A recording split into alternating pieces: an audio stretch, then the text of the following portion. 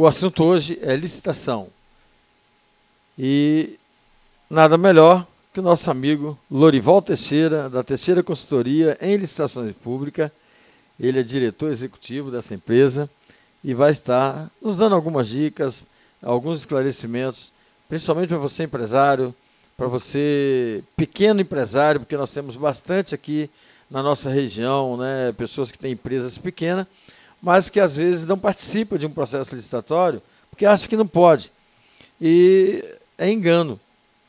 E nós vamos partir aqui, quero pedir o nosso amigo que se apresente, e ele vai estar falando tudo sobre licitação num curto espaço de tempo. Não vai dar para falar tudo, mas ele vai, com certeza, vai deixar o contato dele e vocês podem estar entrando em contato, que a empresa dele está apta a fazer qualquer esclarecimento. Com vocês, meu amigo Lorival Teixeira.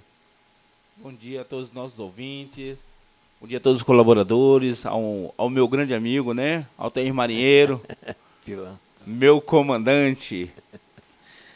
Hoje o assunto é muito peculiar, né, devido à nova lei de licitações, que inclusive está sendo prorrogada por mais um ano, né, dando a oportunidade para que as empresas de médio, pequeno e grande porte possam se adequar juntamente com a administração pública, né? Que eles possam se adequar à nova lei e que eles possam, então, ser parceiro do ente público, tanto prefeitura, governo do estado e governo federal. E hoje nós estamos aqui para demonstrar um pouquinho o que a lei permite, o que não permite, o caso das obras paradas, por que demora tanto a conclusão de uma licitação, a conclusão de um serviço, né? Valorização sobre os valores, se são justos, se não são. Então nós estamos aqui hoje, né, para colaborar junto com essa rádio, né, que abrange todo o Brasil, né, e espero estar contribuindo para o enriquecimento da sabedoria dos nossos empresários. É isso aí, Louro. Eu chamo ele de Louro porque eu já tenho intimidade, mas o nome dele é Lorival Teixeira. Nome bonito, nome de artista. Mas, o Louro, é o seguinte, você trabalhou, né, junto comigo, numa certa época, no serviço público, onde também você trabalhava nessa área. E eu pergunto para você, por que é tão complicado uma empresa participar de uma licitação pública? A princípio, a lei, lá no seu artigo 30, ela traz um rol de documentos que, dependendo do serviço, né, obras públicas, por exemplo, eles têm que ter uma certa qualificação técnica. E muitas das vezes a empresa que abre hoje, abre amanhã, ele não tem uma capacidade técnica de executar aquele serviço. Então, muitas vezes, quando a empresa, a pessoa física, ele institui uma pessoa jurídica, a empresa, para constituir e executar o serviço, ele não consegue participar, porque a habilitação jurídica, né, que é capacidade técnica, é atestado de capacidade técnica, a saúde financeira, porque quando você vai executar um serviço, você tem que ter capital, né, de giro na sua empresa, porque a instituição pública, ela tem até 30 dias depois que você apresenta a nota para você receber. Então, assim, você tem que trabalhar primeiro com o seu recurso, depois com o erário público. Então, por isso que muitas vezes é difícil você dar o primeiro passo. É isso aí. Muito boa resposta. Outra coisa também que preocupa e que as pessoas não tomam conhecimento, uma empresa, ela participa da licitação, ganha a licitação, e no meio da obra, ela ela larga tudo. Ora, se essa empresa participou de uma licitação, estava tudo legal, como justifica e como é penalizada essa empresa no caso do abandono dessas obras? Boa pergunta, Marinheiro. Por quê? Inclusive, essa tese de penalização é uma tese levantada, né, na faculdade agora por mim, justamente pela falta de prestação de serviço. Então vamos, quando a empresa ela é contratada, ela tem ali os requisitos mínimos para executar o serviço. Como? Hombridade, imparcialidade, ela tem que cumprir aquilo que o edital traz. Um edital, ele tem a sua formação lá no termo de referência. Quando nós estamos falando de obra, o setor demandante, a secretaria demandante, ela diz o que ela quer. Eu quero construir uma escola. Então ela traz o projeto arquitetônico, ela traz o projeto civil, projeto elétrico, e a empresa, quando vai adentrar esse certame, ela já tem que ter o conhecimento do qual serviço que ela vai executar. Ok, quando chega no meio do caminho, vamos dizer que você tem que quebrar uma pedra que esteja lá no fundo e ninguém percebeu na hora do projeto arquitetônico, na hora da perfuração, ninguém percebeu isso. O que acontece? Ela tem que fazer um aditivo, né, para contemplar aquele item que não estava previsto no projeto. E muitas vezes a administração pública ele demora muito nos seus atos. O que uma empresa particular ela faz em 3 dias, o município leva 90. Leva 6 meses para fazer. Com isso, a obra não anda, ele não faz a sua medição e ele não consegue concluir o serviço. Então, ele acaba pagando os funcionários dele sem executar o serviço. No entanto, como ele já estava na reserva de prestação do serviço, ele tinha que ter continuado. E muitas vezes eles param por não receber um aditivo, que hoje, inclusive, o aditivo é questionado no TCU, porque é uma forma deles aumentarem os seus lucros com o mesmo serviço. Então, eles tinham a obrigação de executar, mas a falha do nosso ente público, do nosso governo. O que acontece? Eles não abrem um processo administrativo de penalização. Então, uma pessoa que fez isso lá atrás, ele vai fazer agora e vai fazer depois. Por quê? Ele acha que a impunidade, ele gira em torno deles. Ele acha que o profissional público, o servidor público, ele não tem capacidade de abrir um procedimento administrativo, apurar a responsabilidade e penalizar quem tem que ser penalizar. Então, por isso que eles fazem isso, eles não são penalizados, então por isso que eles têm essa ação corriqueira do dia a dia. Aí a obra não anda. Loura, eu te fiz essa pergunta porque a gente vê muita obra parada, e não é de hoje, né? São obras até antigas, e sempre alegando que a empresa abandonou, e o povo, o contribuinte que paga essa conta, entendeu? É exatamente aí, porque se nós elegemos pessoas, se nós elegemos o executivo, o legislativo, e eles são os nossos fiscais, não caberia a eles fazer essas denúncias, a eles abrirem esses processos, para se essas empresas estão realmente trabalhando dentro do que está escrito, dentro do que foi previsto na licitação, assim como também defendê-las, caso elas não consigam, como você acabou de citar, pode surgir um problema que não estava previsto, e esse termo aditivo demora 90 dias aí para poder concluir, os valores mudam, e aí alguns espertalhões usam para benefício próprio. Também não caberia ao Legislativo e Executivo essa fiscalização?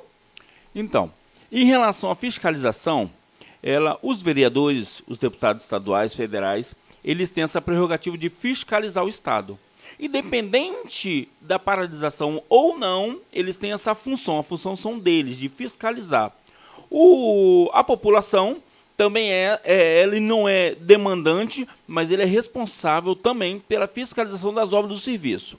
Se nós estivermos numa mudança de governo, todos os governos, isso já virou uma prática, de suspensão de obra. Para quê? Para analisar o contrato, para analisar o edital, para analisar as dotações orçamentárias, os pagamentos. Então, eles suspendem. Quando eles voltam, muitas vezes as empresas desmobilizaram. Eles já mandaram embora seus funcionários porque se demorou tanto tempo para realizar isso. Agora, a penalização, ela tinha que participar do ente, ele só pode dar início no ente demandante. Se é a Secretaria de Obras, é a Secretaria de Obras que tem que apurar as responsabilidades através de um PAD, né? O PAD vai dar causas, né, a quem deu. Muitas vezes isso não acontece, marinheiro, porque muitas vezes tem servidor envolvido. E eles não querem, então, prejudicar o colega. Então, por isso que muitas vezes não abre... Corporativismo, né? Corporativismo. Então, por isso que muitas vezes não se abre um processo administrativo. Por isso. Agora, em relação ao prazo, eu vou dar exemplo da nova lei. A nova lei foi criada em 2020. Eles tiveram 2 anos para se adequar ao novo ordenamento jurídico, a nova lei. O que acontece? Muitos municípios nem abriram os olhos para a nova lei. E a lei seria dada início agora, no próximo sábado, dia 1º de abril de 2023. O Congresso teve que ir lá solicitar uma medida provisória para prolongar para mais um ano. Então, quer dizer, o órgão público não se preocupa com o dever de casa. Aí é difícil, né? Mas... E muitas vezes, né, aquilo que você falou, que a população muitas vezes se sente refém. Me recordo muito que, em 2008, a Lindenberg era um queijo suíço. Buracos e mais buracos, com obras que não terminaram. O governo do estado teve que intervir, né, junto com o município, e criaram uma força-tarefa. Então, muitas vezes, nós, servidores públicos, nós, empresários, nós temos que pensar não em nós, mas na população. Porque quando eles entram num certame, eles já entram sabendo qual o valor que eu vou ter de dividendo. Lá tem um documento chamado planilha orçamentária. Então, quando ele entra, ele já diz, ó, o meu preço é esse, e o preço é por 1 ano, não pode ser reajustado. Então, eles já entram pensando nos aditivos, em reajustar os valores. É por isso que muitas obras, eles param devido à falta de recurso. Pois é, eu assim, sempre me perguntei, né, apesar de ter um pouco de conhecimento em administração, afinal eu tenho um curso de administração pública, essa questão do aditamento, eu sempre achei e entendo que ela tem que ser melhor estudada. Ela tem que ser mais rígida na questão, porque se você faz um projeto e descobre uma pedra no meio do caminho, houve falha. Houve falha. Porque existe um serviço de sondagem que foi contratado, existe uma série de coisas para se começar uma obra. E é muito comum, eu digo isso porque a gente esteve dentro da administração municipal, vi um projeto e na hora que começa a executar o projeto aparece um morro atrás no projeto, que aquele morro pode desmoronar. Será que a empresa que fez o estudo geológico, ela não previu? Então, por isso eu digo, o aditamento, às vezes, ele é uma forma, como você mesmo falou, de embutir um lucro a mais para a empresa que está fazendo. Então, eu penso, e não sei se há algum estudo, para que seja mais rigoroso essa questão do aditamento. Então, em relação ao aditamento, eu acho justo, porque justamente aparecem percalços no decorrer de uma obra. Mas olha só que interessante. Hoje, nós temos encontrado nos entes públicos editais Ctrl+C, Ctrl+V. Muitas vezes você acha um edital que foi construído em determinado município sendo usado em outro e eles sequer mudam a nomenclatura do município e chama-se relaxo. Eles querem pegar algo que já está pronto e instituir para o novo ordenamento. E o que acontece? Acontece que muitas vezes não é realizado o serviço. O senhor acabou de falar agora sobre as encostas. Será que houve estudo? Será que houve serviço de topografia? Será que houve estudo de fundamento? Então, primeiro nós temos que saber de que forma foi construído. A lei nova diz hoje que você tem que construir um ETP, que é Estudo Técnico Preliminar. Então, ele vai acabar com essas falhas. A lei nova ela veio para acabar com as falhas. Mas, certa vez eu ouvi de um administrador, que obra debaixo da terra ninguém vê. E é verdade. Quando você vai executar uma obra, você tem lá uma medição de 500 retiradas de caçamba de terra. Aí chega no meio do contrato, a pessoa fala, ó, já acabou, tá? Eu preciso mais aditivo. E de repente não executou 1/3 daquela obra. Mas como é uma coisa que você não tem controle e o fiscalizador ele fecha os olhos, acabam gerando aditivos e mais aditivos. E eu, inclusive, em cima desse aditivo, eu quero responder uma pergunta de um cliente ontem. Os contratos são só de 60 meses? Eu só posso aditivar, então, 5 vezes? Não, você pode aditivar 200 vezes. O prazo máximo é 60 meses. Mas eu posso fazer um aditivo de 2 meses, de 6 meses, de 12 meses. Então, tem essa particularidade e essa previsão legal. Ocorre que muitos utilizam esse instrumento legal para fazer algo ilegal. É por isso que hoje uma obra ela começa em 1 milhão e ela termina em 10. E acabou o dinheiro público. O gestor do contrato ele tem que dizer, ó, parei porque eu não tenho dinheiro mais. E se ele executa sem dinheiro, ele é penalizado. Então, essa preocupação do gestor público. Realmente, Louro, é um assunto, né, interessantíssimo, é um assunto que requer muito tempo. E esses esclarecimentos que você está trazendo, com certeza estão sendo bem assimilados. Você me perguntou logo no início porque o Instituto pode participar de licitação. Tem a Lei 9.790 de 99, que criou a ZOCIP, e que hoje, né, não tem mais. Quem tem o título de ZOCIP manteve, quem não tem não consegue mais. Então, o que acontece muito com a OSC é ela ser convidada, ela é por convite, a licitação direta a gente não participa, até onde eu sei, no marco regulatório. Tem até que pedir o meu contador que está dando uma olhada nisso. Mas eu gostaria de falar o seguinte, de uma pergunta, né? De repente você pode responder ou não. Mas como vocês tratam, como a lei de licitação trata o terceiro setor? Importante pergunta. Vamos lá. A lei de licitações, ele trata o terceiro setor como uma grande cadeia de produtividade. Então, assim, é algo que já existe há muito tempo e que está crescendo agora. Então, os nossos gestores, prefeitos, governadores do Estado, a própria presidente da República, está tratando isso com mais senso, com mais tato. Nós temos hoje uma lei chamada Lei 123, que é a Lei Complementar 123. O que ele faz? Ele desiguala para igualar.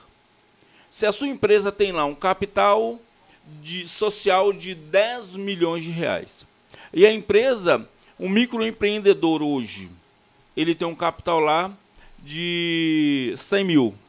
A diferença é muito grande, porque a empresa grande, ele tem mais condição do que a pequena.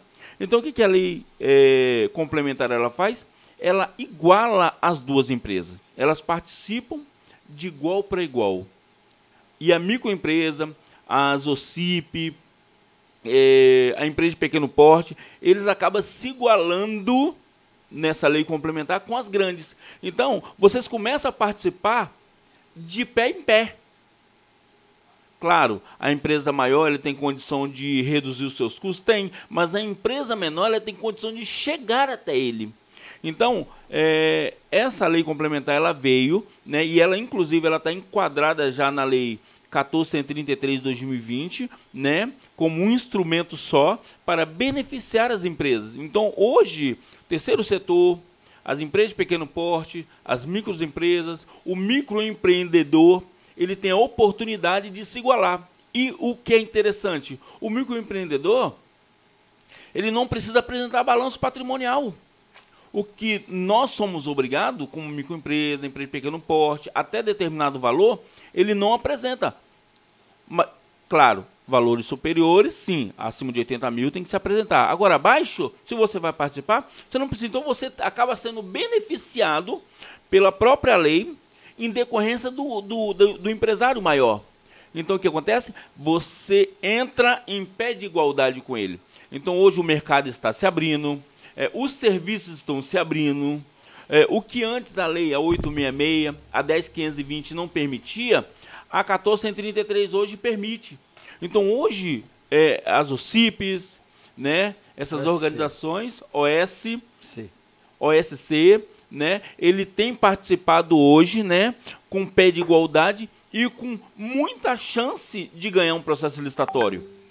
Lorival, então quer dizer que se eu abrir uma empresa hoje, eu já tenho chance de participar? Tem. Por quê? Como microempresa, como microempreendedor, como terceiro setor, você é dispensável de alguns documentos. O serviço que você presta no particular, ele serve para você prestar no público.